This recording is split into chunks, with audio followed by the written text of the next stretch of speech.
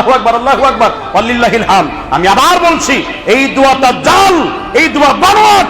আল্লাহর রাসূল কখনো এই দোয়া পড়েন নাই, কোন সহিহ সনদে নাই, এবং এই সনদের মধ্যে 3 জন রাবী হলো মিথ্যুক। কয়জন? আমরা দোয়া করবে একটা গুরুত্বপূর্ণ মাসআলা আলোচনা করব। সানি খুতবায় কেন করছি?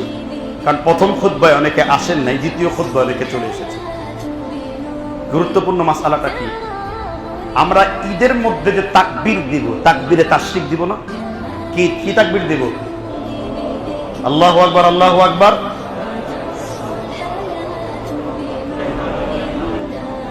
এই দোয়াটা এই ঈদের মৌসুম ছাড়া এমনিতেই দোয়া হিসেবে আপনি পড়তে পারবেন। কি হিসেবে? দোয়া হিসেবে পড়তে পারবেন।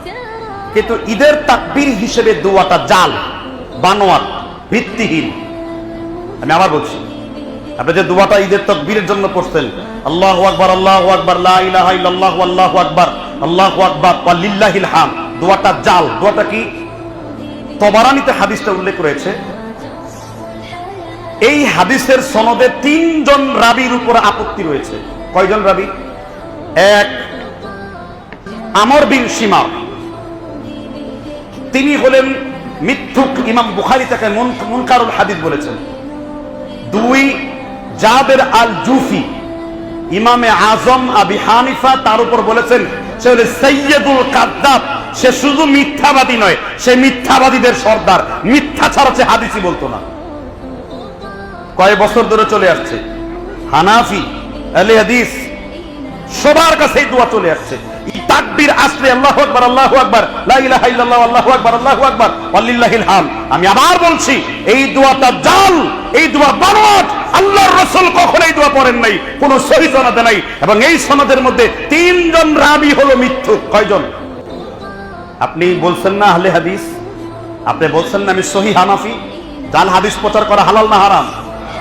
ইমাম যায়েদ বিন আরকাম রাহিমাহুল্লাহ বলেছেন, মান আমিলা খাবর, কার কাছে যদি খবর যায় কোন হাদিস হলো জাল বা বানোয়াট, লা ইউমালু বিহি মুতলাকান, তা দিয়ে কোনো আমল করা যায় না। ওয়া আন্নাল উজুদা কাআদাম, জাল হাদিস থাকা না থাকা সমান কথা। এবং যে ব্যক্তি জেনে বুঝে জাল হাদিসের আমল করে, ফাহুয়া মিন খাদামিশ শায়াতিন, সে টাটকা শয়তানের খাদেম বলে বিবেচিত হবে। আপনি শয়তানের খাদেম হতে চান? প্রথম কথা হলো এই দোয়াটা জাল। এই দোয়াটা কি? আমি বলি নাই, হাদিসের সনদ হিসেবে বলছি। কি সনদ হিসেবে? কিন্তু দোয়াটা আপনি পড়তে পারবেন দোয়া হিসেবে, ঈদের তাকবীরের দোয়া হিসেবে না। এমনি দোয়া হিসেবে আপনি কি করতে পারবেন? এমনি দোয়া হিসেবে আপনি কি করতে পারবেন? আপনি বলবেন আল্লাহু আকবার, আল্লাহু আকবার, লা ইলাহা ইল্লাল্লাহু, আল্লাহু আকবার, আল্লাহু আকবার, ওয়ালিল্লাহিল হামদ। আপনি দোয়া হিসেবে পড়তে পারবেন, কিন্তু ঈদের তাকবীরের সাথে সুন্নাত মনে করে পড়া বিদআতের গুনাহ হবে। তার প্রশ্ন হলো, তাহলে আমরা তাকবীরের দোয়া পড়ব কোনটা? জাল হাদিস তো বললাম, এবার সহিহটা বলা উচিত না? সহিহটা কোথায় আছে? মুসান্নাফে আবি সাহেবা 492 পৃষ্ঠা 5675 নম্বরে আব্দুল্লাহ ইবনে আব্বাস রাদিয়াল্লাহু আনহু তার ছাত্র কাতাদা সনদে রয়েছেন যে এই দোয়াটি হলো ঈদের দিন পড়া সুন্নত। এবং যারা আমাকে বিরোধ করে কথা লিখছেন, অনেক কথা তেনা পেঁচানো কথা, শেষে বলছেন সাহাবীর তাকবীরটাই উত্তম, এটা দেওয়া উত্তম। দেখেন, আগে কিন্তু বলে অমুক অমুক অমুক অমুক বলছে, শেষ কথা কি বলছে? সাহাবীর তাকবীরটাই কি উত্তম। ইবনে আব্বাস একটা তাকবীর শিক্ষা দিয়েছেন, এটা হলো সহিহ হাদিসের সনদ দিক থেকে একেবারে টনটনে সহিহ হাদিস। বলবো কিনা?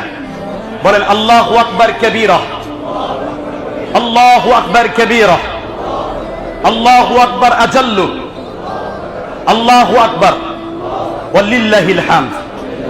আবার বলেন আল্লাহু আকবার কাবীরা, আল্লাহু আকবার কাবীরা, আল্লাহু আকবার আজাল্লু, আল্লাহু আকবার, ওয়ালিল্লাহিল হামদ। 3 বার বলা উত্তম, তাই না?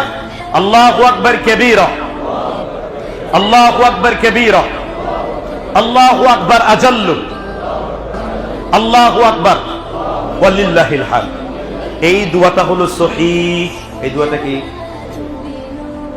আমরা জাল হাদিস ছাড়বো, সহিহ হাদিস কি বলতে যে এতদিন পর্যন্ত পড়ে আসছি, কতদিন পর্যন্ত পড়েন ওইটা ধর্তব্য না। হাদিসের আপত্তি জাল, এটাই হলো ধর্তব্য। ঠিক না? ঠিক। হাদিস জাল হলে আমল করা। তবে আমি কিন্তু বলছি এটা দোয়া হিসেবে আপনি এমনি পড়তে পারেন, কিন্তু ঈদের তাকবীরের সাথে খাস করতে পারবেন না। ঈদের তাকবীরের সাথে কি করতে পারবেন না? খাস করতে পারবেন না। রব্বুল আলামিন আমাদেরকে বুঝবার তৌফিক দান করুন।